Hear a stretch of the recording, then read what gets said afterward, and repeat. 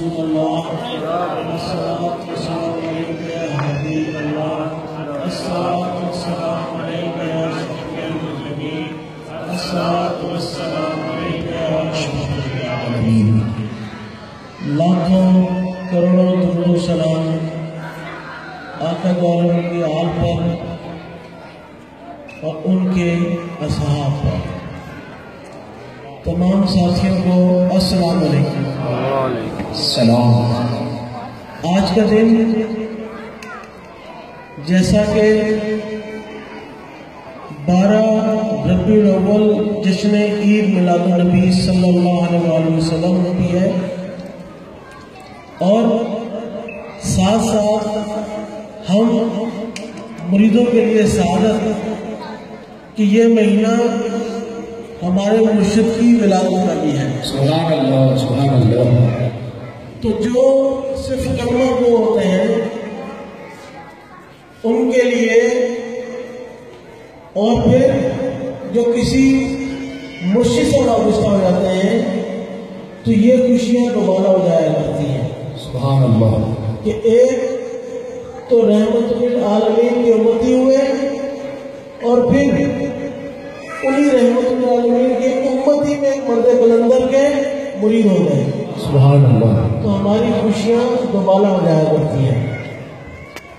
میں زیادہ ٹائم نہیں لوں گا کیونکہ ایک اور جگہ بھی آپ جیسے دوستوں کا انتظار ہے۔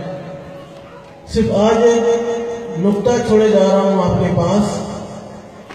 ابھی معزز ثنا خان ہے، مولا مشکل کشا کی شان میں ایک محترم قصیدہ بیان فرمایا ہے۔ تو آج مرشد کی نسبت بیان کرتے ہوئے اسی بات کو تسلسل میں لے کر آتے ہیں۔ صرف ایک نقطہ دیا جا رہا ہوں، یہ ہے کہ یزید ابن معاویہ اور حسین ابن علی، ایک نقطہ صرف سمجھانے کے لیے کہ یزید ابن معاویہ اور حسین ابن علی، ان میں فرق آپ کے اور میرے بھی۔ یزید بھی اسی اللہ کو مانتا تھا جس اللہ کو مولا حسین مانتا تھا۔ یزید بھی اسی رسول کو مانتا تھا جس رسول کے مولا حسین نواسے تھے۔ یزید بھی درود و سلام پڑھا کرتا تھا، کیوں؟ کہ امیر معاویہ کا بیٹا تھا، درود و سلام پڑھتا تھا، وہی کلمہ پڑھتا تھا، وہی قرآن پڑھتا تھا جو کہ امام حسین پڑھا کرتے تھے۔ فرق کیا تھا؟ آج فرق کیسے ہے؟ فرق یہ تھا کہ یزید اہل بیت کا گستاخ تھا، اہل بیت سے بغض رکھتا تھا، اس لیے آج اس کا نام یزید کردار کی صورت میں سب کے سامنے ابھر کے ہے۔ یعنی کہ یزید نام بھی ہوا اور کردار بھی کہلایا۔ یعنی کہ جو شخص اللہ اس کے رسول کی اطاعت کرتا ہو، ان کے احکامات پر عمل کرتا ہو، ان کی شریعت پر مکمل عمل پیرا ہو، ان کو صبح شام لاکھوں کروڑوں درود و سلام بھی بھیجتا ہو، لیکن اہل بیت سے بغض بھی رکھتا ہو، تو وہ حسینی نہیں یزیدی کردار کہلائے گا۔ اور جو شخص ناقص ہو جائے، فاسق ہو جائے، گناہگار ہو جائے، لیکن اہل بیت کے ساتھ جڑا رہے تو اس کے لیے اللہ گنجائش چھوڑ دیتا ہے۔ کیوں؟ کیونکہ انہی کی نسل میں سے ہے یہ بچہ نور کا۔ سبحان اللہ، سبحان اللہ۔ اسی لیے ایک نقطہ چھوڑے جا رہا ہوں کہ جس طرح ماضی میں مختلف لوگوں نے मसालिक के लोगों ने, फिरके के लोगों ने अल्लाह को और अल्लाह के रसूल को अपनी जहानत के मुताबिक जाना और पहचानने की कोशिश की। जान लीजिए कि जिसने अल्लाह और उसके रसूल के मोहब्बत के दरमियान फर्क किया उसने एक फिरका बना दिया।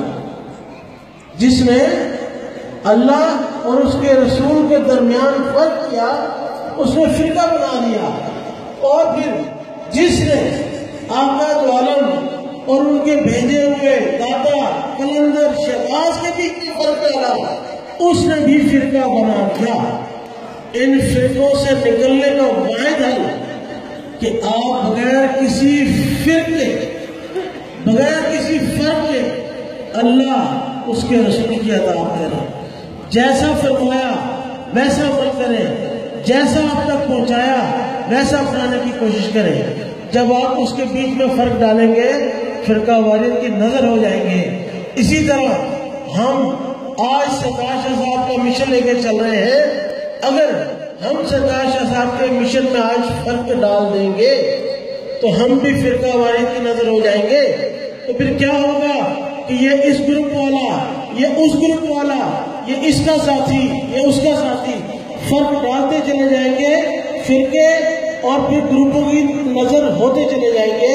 तो लिहाजा सरदार शाह साहब की तालीमात में कतई कोई आप अमेंडमेंट ना करें। जैसा सरकार ने फरमाया वैसा अमल करें, उसी में हमारी बका है, उसी में हमारी लका है। और रही बात जो देखें, हम ऐसा जाकिर सोचते रहे कि करबला में इमाम हुसैन के साथ हुआ क्या।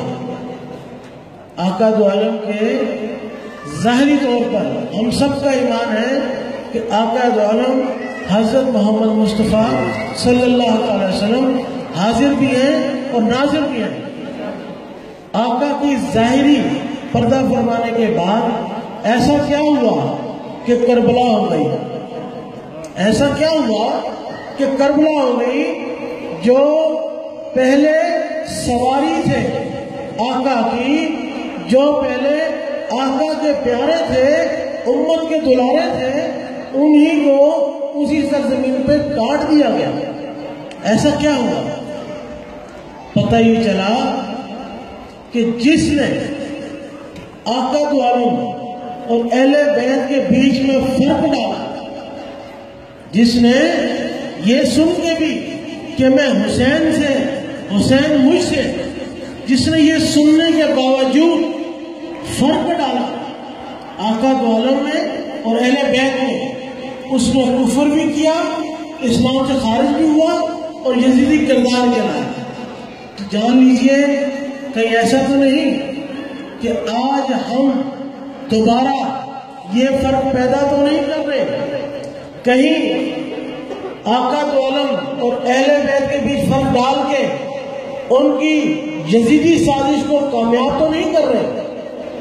हमें इस यजीदी साजिश से बचना है और बचने का एक ही हल जिक्र अल्लाह, इश्क रसूल। एक ही हल है फितरे से बचने का, जिक्र अल्लाह, इश्क रसूल। अपने खाली दिल की धड़कनों को अल्लाह में लगा लो। तुम्हें 30 साल हो गए हो, 40 साल हो गए हो, 10 साल में हो, ये शायद आज ही कर लोगे। किसी भी हालत में अल्लाह का जिक्र लाज़मी है। आप जितने पुराने होते जाते हैं आप पर जिम्मेदारी उतनी बढ़ती चली जाती है। क्यों? कि आपके साथ आने वालों का ईमान जुड़ जाता है। अगर आप लोगों ने फर्क कर लिया तो फिर आपके साथ साथ बातिल ईमान भी चलता चला जाएगा और कहीं ऐसा ना हो कि विलियम बाबर जैसा हाल हो जाए। तो लिहाजा इन तमाम हालों से बचने के लिए अल्लाह का जिक्र करते रहें। इतना करें कि लोग आपको दीवाना कहें, मजनू कहें। मजनू को लैला की जरूरत थी और आपको एक लाल की जरूरत है। क्या वो लाल अपने दिल में जगाए, वो है जिक्र अल्लाह। मैं आप तमाम को انتظامیہ کو، مرکزی قائدین کو ایک دفعہ پھر جشن عید مولانا نبی حسنت کی مبارکباد پیش کرتا ہوں، اور اس کے ساتھ ساتھ پیر و مرشد حضرت سیدنا ریاض احمد گوشہ قدر علی ان کے جشن ولادت کی مبارکباد پیش کروں۔ وما علیکم۔ سامعین گرامی قدر، کیک کاٹنے کی رسم